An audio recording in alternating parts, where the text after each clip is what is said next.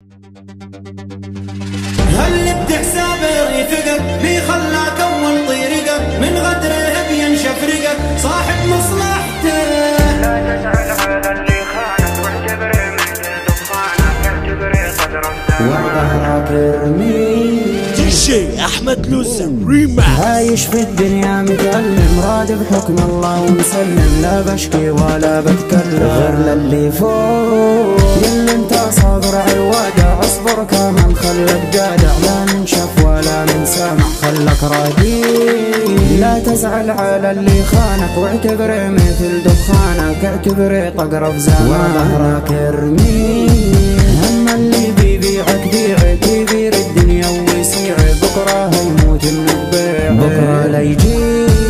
يابا الصاحب ليش الزمن بيرفع قدر الخون واشغال العالم بالفتن يا دنيا مكفي. هل بتحساب رفقك بيخلاك اول طريقك من غدره بينشف رقك صاحب مصلحته.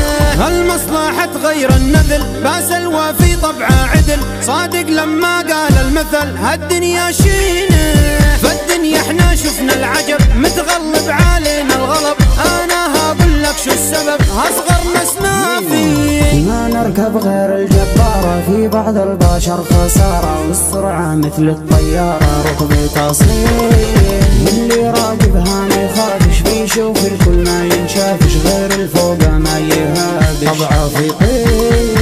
يود احنا الفتشر ركبتنا هو زي الذهب سمعتنا لا قلنا نقدر كلمتنا. يود احنا سباح احنا بنركب التايلاندي واللي راكبها فندي اسحالات يقرب عندي لحسان تموت. عايز زماني زي الصقر ولا بعرف طبع الغدر وفي قلبي ماشي للمكر ديما صفيين.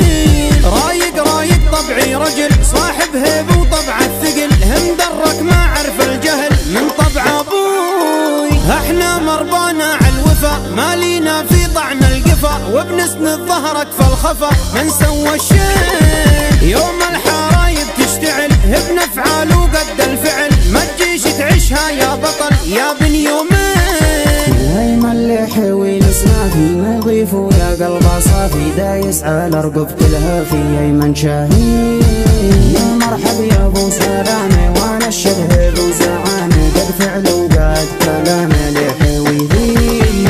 هيما اللي حوي كباري ما يهم ضارب الناري وبياخد حقه اجباري من الرخيص. ابو سلامه رفيقي معايا في يوم الضيقي رفيقي واقف في زيقي ايمان الذيب. ايمان اللي حوي سبع هالهام الضابع هم ضبع يا سيفه بيقطع قطع رجله ما يميل. ابو سلامه يا الربع رفيقي ويا زين الطبع لا ناخذه يفزع فزع ولا يخليك. يا راعي الفتشر مرحبا رجيل وما يخلص حبا واللي بيدقدق عببه ما بيخليه. ابادم يا شبه النسر لا ولا عمره بينكسر يقدم ولا يهاب الخطر ابادم ذي.